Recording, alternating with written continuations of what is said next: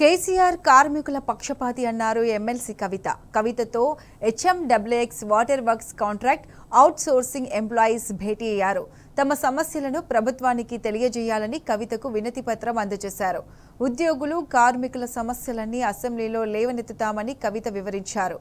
Out sourcing contract కార్మికులను కాంగ్రెస్ ప్రభుత్వం నిర్వీర్యం చేసిందన్నారు.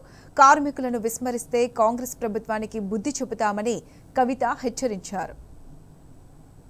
కేసీఆర్ గారు ముఖ్యమంత్రిగా ఉన్నప్పుడు సఫాయి అన్న నీకు సలాం అన్న అనేటటువంటి ఒక మంచి ఆలోచనతోని సఫాయి కార్మికుల దగ్గర నుంచి మొదలు పెడితే సింగరేణి కార్మికుల వరకు ప్రతి ఒక్కరికి వారికి ఉద్యోగ భద్రత ఉండాలి, జీతం పెరగాలి అనేటటువంటి ఒక బాధ్యతతో పనిచేసినటువంటి వ్యక్తి. ఆ బీడీ కార్మికుల అక్క చెల్లెలతో కూడా నేను మాట్లాడుతూ ఉంటాను.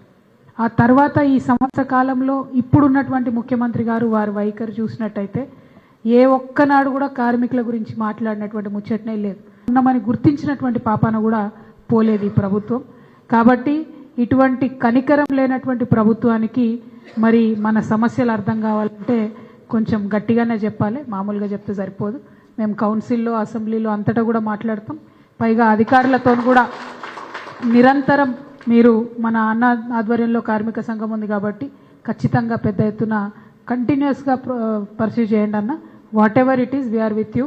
భయపడే అవసరం లేదు. ప్రభుత్వం ఎవరిదన్నది కాదు, తెలంగాణ మనది, రాష్ట్రం మనది. రాష్ట్రం కోసం కొట్లాడి తెచ్చిన వాళ్ళం మనం.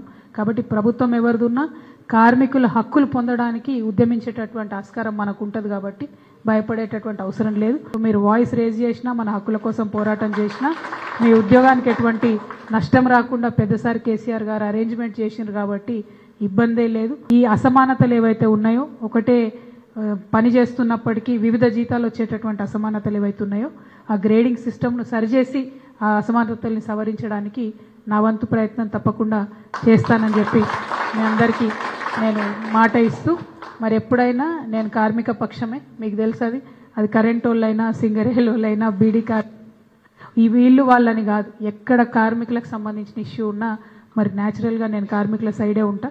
I'm always with you. Thank you. జై తెలంగాణ.